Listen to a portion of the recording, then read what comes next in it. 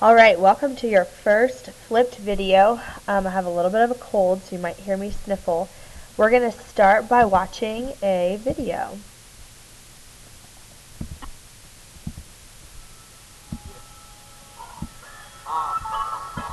Vocabulary, order of operation.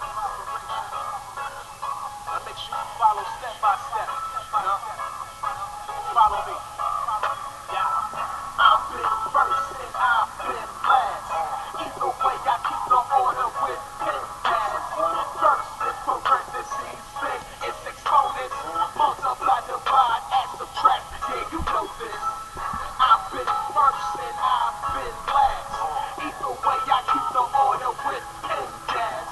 First is parentheses, then it's exponents, multiply, divide, add, subtract. Yeah, you know when I evaluate expressions, I have some patience. I just follow the order of operations. I simplify to see what they equal. Pen comes first, and Daz is the sequel. Pen Daz, yeah, that's the acronym. We'll break it down just to see what is happening. P is parentheses, search for a first. Whatever is inside them, you need to do the work. E is exponent, so raise them up. Or get down with the roots like what love does. MD, multiplication and division. I do them left to right, yes, that's my decision. AS, addition and subtraction. You learn them first, do it last, that is the fashion. Some say please excuse my dear Aunt Sally, some say pen dad. Either way the order is important, just like swim class. I've been first and I've been last. Either way I keep the order with pen dad. First is parentheses, then it's exponents. Multiply, divide, add, subtract, yeah you know this. I've been first and I've been last. Either way I keep the order with pen gas. First is parentheses, then it's exponents. Multiply, divide, add, subtract, yeah you know this. Okay, let's say that we've got this. Let's use pen gas, see what we accomplish. First we do what we see in the parentheses. 17 minus 15, that is 2 indeed. 3 plus 1, that is 4. Yes, I'm brilliant. Now, exponents is what we'll be dealing with. 4 to the second means 4 times 4. That equals 16. And yes, I am sure. Next we multiply and we divide. 16 times 2 is 32. Oh my. 32 divided by 4 is 8. And will we add or subtract, okay? 8 minus 5 is 3, which is easier than writing this to me. Cut through your operations just like a surgeon. Slow cat. Okay, so on to absolute value. So absolute value, you may have heard it before. Absolute value is referring to the distance from 0. So we are concerned with this point here. Distance is always positive. You can't go backwards distance in the sense that you can't have negative distance. So distance is always positive, which means absolute value always gives us a positive number.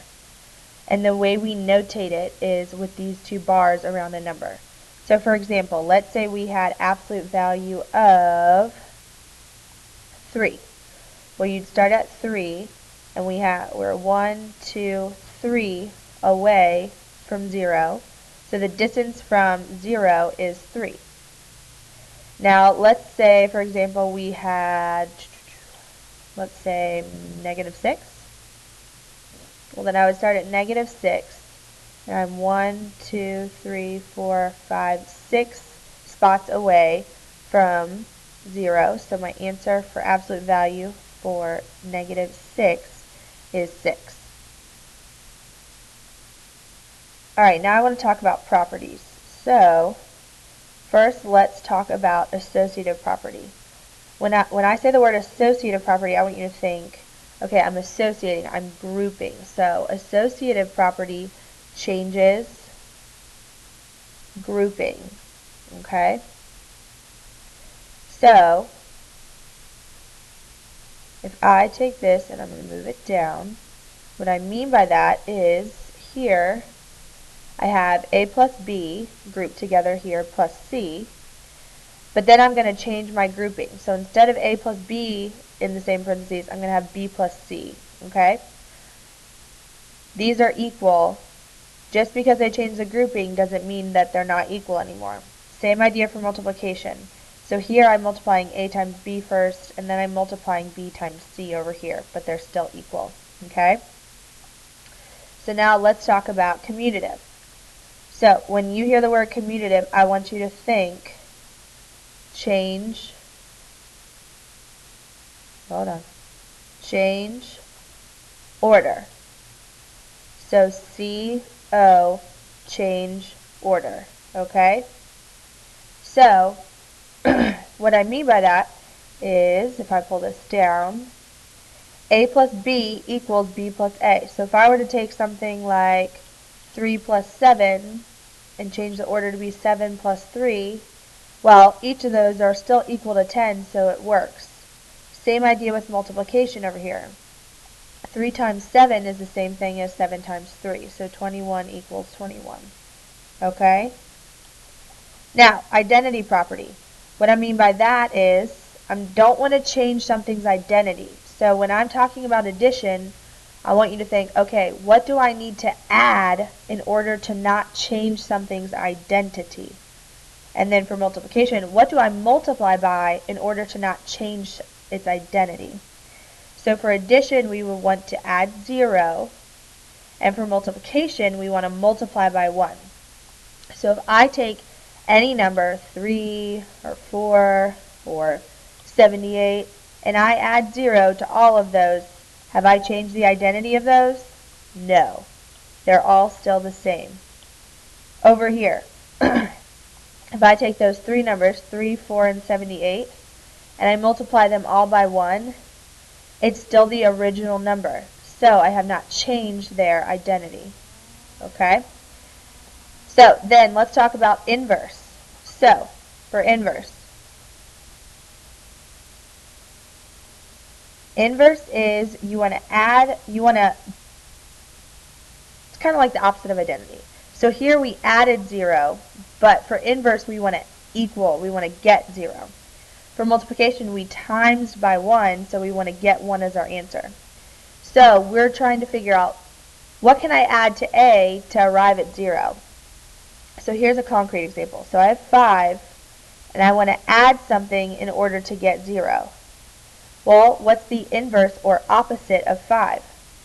I need to take away 5 or add negative 5. Over here, let's say I have a number like 16. Well, I need to multiply it by something in order to get 1. Well, in order to do that, we have to multiply it by its reciprocal, and our reciprocal is just taking 1 and writing our number underneath 1. Okay?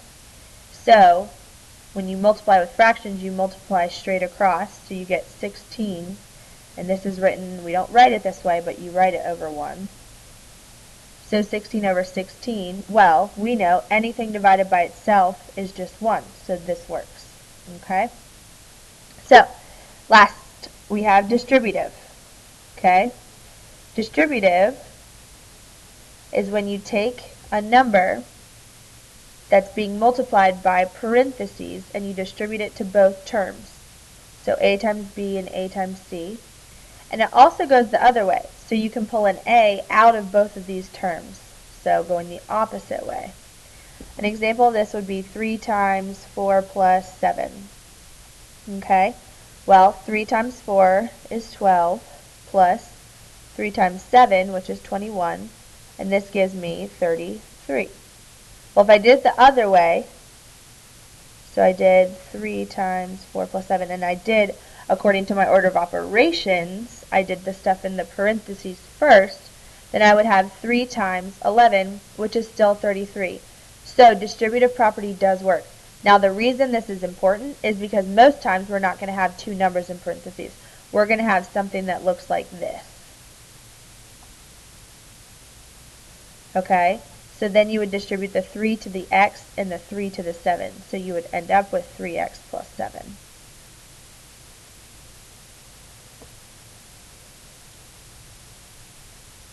Okay, our last property that I want to talk about real quick is the zero product. And what all I mean by that is if two numbers equal 0 when you multiply them, then one of those numbers has to be 0. Similarly, let's actually plug numbers in. So 8 times something equals 0. That something has to be 0. Okay? Okay, last thing I want to talk about is just identifying parts of an expression. So, these things in blue right here, those are the numbers in front of variables. So, we call those coefficients. Then, those letters that I just mentioned, we call those variables. Hold on. Then we have this 9 right here. The 9 doesn't have a variable with it, so we just call that a constant. And what I mean by that is that it's always going to be 9. It's not going to change. And then 2x, 4y, and 9 are all terms. And when I say terms, terms are each separated by addition or subtraction. Okay? And that is your first flip video. Congratulations.